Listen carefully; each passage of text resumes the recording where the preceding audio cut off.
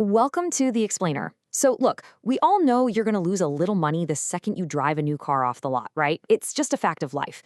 But what happens when a car doesn't just lose a bit of value, but becomes virtually worthless almost overnight? Today, we are looking at a genuinely shocking reality. There are 15 specific vehicle models from 2023 and 2024 that have turned into absolute financial nightmares. And to be clear, we aren't talking about a standard 10 or 20% dip here. We're talking about historic 50 to 80% depreciation drops in as little as one single year. So if you're currently shopping for a car, you're going to want to pay close attention. Owners are finding themselves severely underwater on their loans, and today we're going to break down exactly why this is happening. Okay, let's dive right into this. We're going to unpack the 5 underlying themes that are causing these massive financial sinkholes. The auto equity wipeout, EV hype meets reality, catastrophic quality failures, the orphaned vehicles, and finally, the ultimate digital brick. All right, starting off with Section 1, the auto equity wipeout. To really understand the sheer scale of what's happening in the used car market right now, we kind of have to reevaluate our entire definition of depreciation.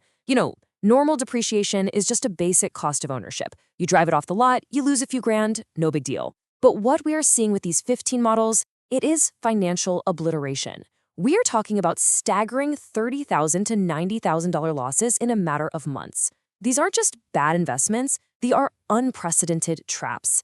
If you bought one of these at full sticker price, you literally owe thousands and sometimes tens of thousands more than the car could possibly ever be sold for. It's erasing equity at a pace we have rarely seen in the modern automotive era. Moving on to Section 2, EV hype meets reality.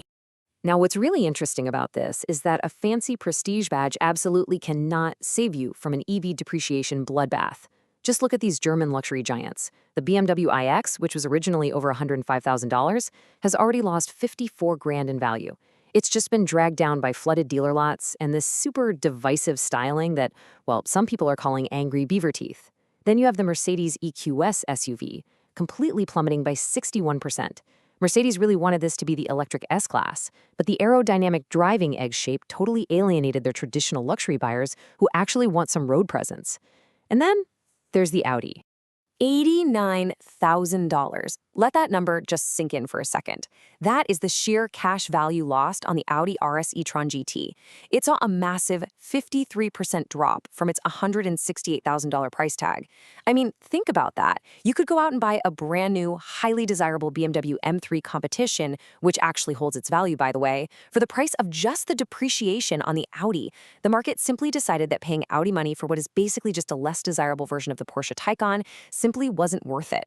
But, the initial sticker price is really only half the story. The used market looks incredibly closely at hidden ownership costs, and this right here brilliantly illustrates why values just tank. So, the Mercedes EQS SUV weighs a massive 5,600 pounds, and because of that extreme weight, it absolutely devours its 21-inch tires.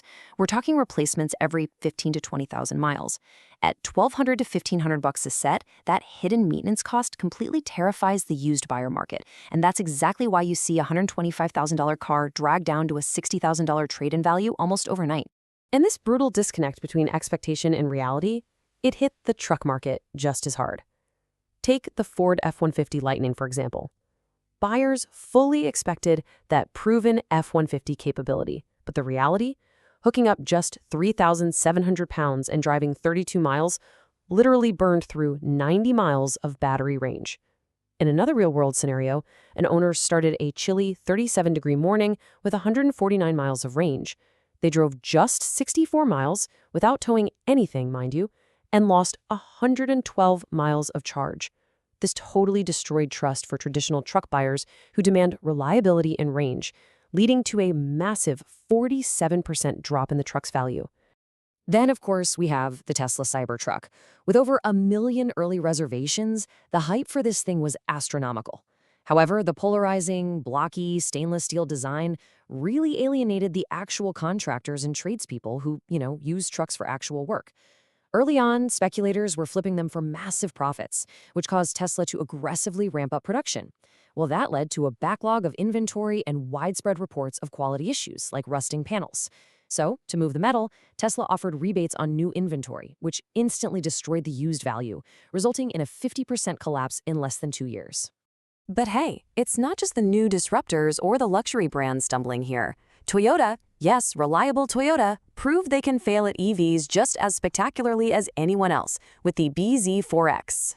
This car suffered a 50% value drop, erasing over $21,000. And why? Because of catastrophic safety hazards. Toyota literally had to issue a total recall because the wheels were falling off while people were driving. Add in the sluggish, outdated charging speeds and a regenerative braking system that malfunctions and causes the car to suddenly lunge forward in traffic, and yeah, you have a perfect recipe for zero buyer confidence. Which brings us to Section 3, catastrophic quality failures. Because it's not just the EV transition causing these drops, traditional gas-powered cars are suffering massively too. Just look at these 3 legacy brand disasters. The Jeep Grand Wagoneer suffered a major identity crisis trying to be a 6-figure luxury SUV. Dealers had to offer $15,000 to $20,000 discounts just to move them off the lot, which instantly crushed any used value. Then you have the Alfa Romeo Giulia, dropping 54% because owners are reporting more service appointments than oil changes, including totally bricked engine computers. And the Maserati Levante, a staggering 70% drop. It ranks dead last in reliability, requires $3,000 brake jobs, and the manufacturer just eliminated the entire line. The used market absolutely refuses to touch them. And the mechanical nightmares just keep going with the Dodge Hornet. It lost 51% of its value because buyers quickly saw right through the American muscle marketing. I mean, it's essentially just a rebadged Alfa Romeo with horrific electrical issues. Owners are reporting blank dashboards, totally dead speedometers, and car alarms that trigger randomly all night long, infuriating their neighbors. One owner's car actually died completely after just 6 months, lighting up with 20 different active error codes at the dealership. When cars spend over a month just sitting in the shop, their value on the used market completely vanishes. So the absolutely crucial point here is that beautiful engineering means nothing if the execution is a literal safety hazard. The Genesis GV60 features incredible design, sure, but it suffers from phantom emergency braking. Basically, the car will just suddenly slam on the brakes in the middle of intersections. Driver displays completely shut off in cold weather, taking the speedometer right along with them. One owner even documented 10 major system failures over 3 years that remain entirely unfixed. That terrifying driving experience directly resulted in a 49% value loss. All right, Section 4, the orphaned vehicles. This brings us to a totally different kind of risk. Imagine buying a brand new, incredibly expensive car, only to find out the manufacturer is just pulling the plug on it immediately. Well, that is exactly what happened to the Nissan Arya and the Jaguar I-Pace. Nissan slashed prices on newer models as emissions rules changed, totally destroying equity of early buyers, and then they discontinued it entirely. Jaguar also announced the discontinuation of the I-Pace as they pivot their entire brand. This leaves current owners as orphans. With no future parts and no long-term support, these expensive EVs turned into disposable liabilities almost overnight, suffering 54% and 58% depreciation. And this brilliantly illustrates what happens when the infrastructure itself abandons the vehicle. The Toyota Mirai is a hydrogen-powered car. But look at this fuel price spike on the screen. Hydrogen went from $13 per kilogram in 2022 to $36 in 2024. A full tank now costs $180. Compound that with the fact that Shell permanently closed its hydrogen stations in California, which, by the way, is the only state where the Mirai was even sold, and you have a car that is practically impossible to fuel. The financial despair for these owners is very real. One owner stated, "Not in my wildest nightmares would I expect purchasing from Giant Toyota would turn out so terrible." Owners are now actually filing class action lawsuits over a car that has seen a 77% value collapse. It has gotten so bad that many dealerships literally refuse to take the Mirai as a trade-in, because a car that cannot be refueled is by definition worthless. And finally, Section 5, the ultimate digital brick. We've seen mechanical failures, infrastructure collapses, and brutal market rejections, but this right here is the climax.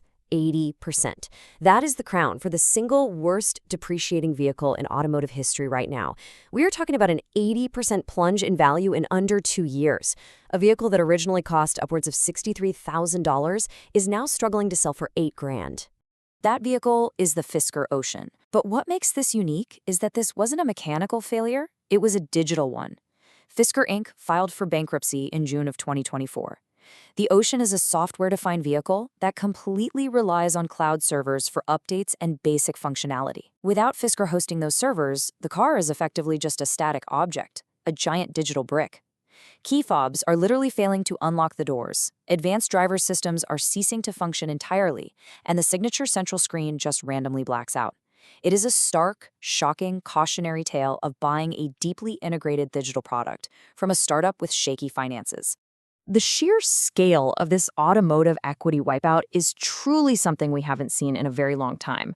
From steering wheels literally falling off to entire software ecosystems just dying, the risks for early adopters have honestly never been higher. So I'll leave you with this question. Which of these catastrophic vehicle collapses shocked you the most? Was it the $60,000 losses on the luxury EVs, the total abandonment of hydrogen, or the Fisker digital brick? Thanks so much for joining me for this explainer, and keep learning out there.